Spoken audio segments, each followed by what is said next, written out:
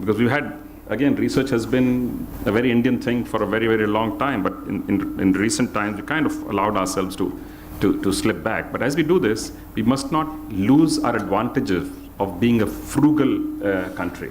That's been a big strength of India. It's not just cost, it's the way you think. And I think that's very important. The ability to multitask is uniquely Indian. You can go around the world, you will not find this capability anywhere else, or uniquely South Asian. So I think we need to build on these to quickly jump a few stages to get to where we want to. I actually think whatever sector you look at, my area of my specialization is professional services. And India is fantastic in every aspect of professional services. In tourism, education, healthcare, in a variety of fields. In fact, India has strengths in so many fields that I almost think this question should not be asked. Policy implication is we shouldn't have very many policies of favoring one sector, pushing another sector. Policy should be, we should allow educational institutions in all different sectors to experiment, regulate them so that they don't take advantage of unsuspecting public, but then let competition, ingenuity, and innovation lead us to areas where I am so confident our institutions will excel. There are two elements that, in my opinion, work in many parts of the world, and for that matter, I'm sure that it is not the exception in the case of India.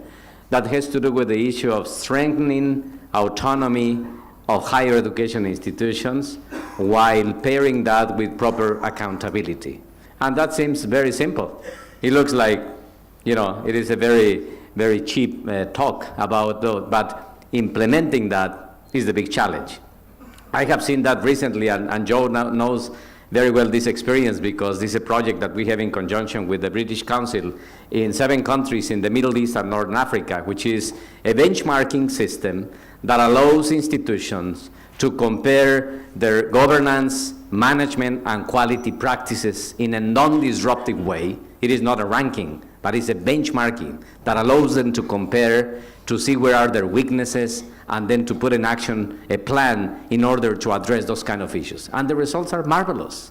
It is an amazing level of development that institutions achieve when they develop that capacity, when they are enabled to do that. So I guess that means in the case of India, taking a look, of course, to the regulations to make sure that regulations just end in the level of regulations and not in the excessive overseeing on those.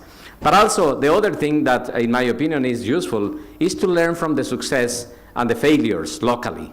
There are many very interesting cases. For instance, in the World Bank, and this is not an ad about the World Bank, but in the World Bank we have interesting initiatives here in India, such as probably you may know that we partner with the government of India in the TechWIP project, Technical Education and Quality Improvement Project. And I have been really amazed to see institutions which are not in the top 100. They are in the lower 100, I might say. Institutions that people may think that have no hope, no future. But once they are able to equip themselves with proper autonomy, strengthen governance, with monitoring capacity, developing institutional capacity, it is unbelievable what they are achieving. And I have seen that personally. I have witnessed that, and I have had the opportunity to interact with students and to see how they are much more confident on their future and also on their capacity to become real agents of change of the community where they live. And that's what we should do. And again, there are many of those examples here in India, in other parts of the world as well, but also locally. And I will invite you to take a look to those, to make noise about them, and also to learn from them. Thank you. Indian are very great learner, I would say. As Sunilji mentioned rightly, that Indian best quality is to face crisis. Other quality is that he can work with anyone in the world, anyone. He can work with animals also, not only human beings. He is very adaptable. He is a great learner, I would say. His ability to look to his art and culture, ancient art and culture, is also there. He can now connect every time with the old wisdom quotes and learn further. He can unlearn, learn and relearn. That is his quality over there. And multitasking is his second habit. That is called Indian learner. So if this kind of learners we have, definitely we need to look into the policies of education. It needs a really a very serious change, because if the world is changing, the education policy also have to change. As she said, our institutes must be given autonomy, independence, of course under regulations, but regulations under well-researched regulations. They must understand, they must allow our experts to open a new kind of universities, a new kind of educations, not a traditional education all the time. Like I remember, I opened my film school 10 years back, and I had a lot of problems. I had to go through the 32 film schools to understand their syllabus, prospectus, the educational philosophy. I met the dean, I met the teachers. I had to study for at least 3 years and change the whole syllabus.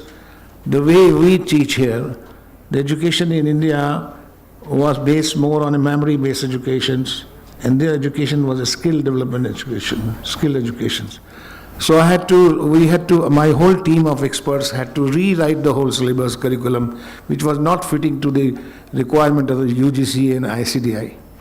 So I said, fine, I will take my risk, I will spend my own money, I will open my own school, I will make my own rules and regulation, because this is a new kind of educations. We introduced many new courses, first time for the media and entertainment industry.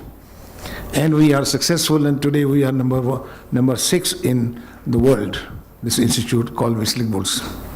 So, second thing which is more important to policymakers is that we must focus on the teachers' development program. They must develop teachers as gurus, mentors. No education is complete unless we have no institute is complete unless we have great teachers. And teachers are very less paid or very overlooked community. So they have to find out the ways where the best of the teachers, best of the experts come to the institute and teach their students. And third thing I say, allow them to be independent, allow them to be autonomy, the way they want to do. Now, that's how we are going to be guru, because we are going to come with many innovative schools, many new kind of education. If you want that, please allow us. And we can promise you that India will be one day a guru country for the rest of the world.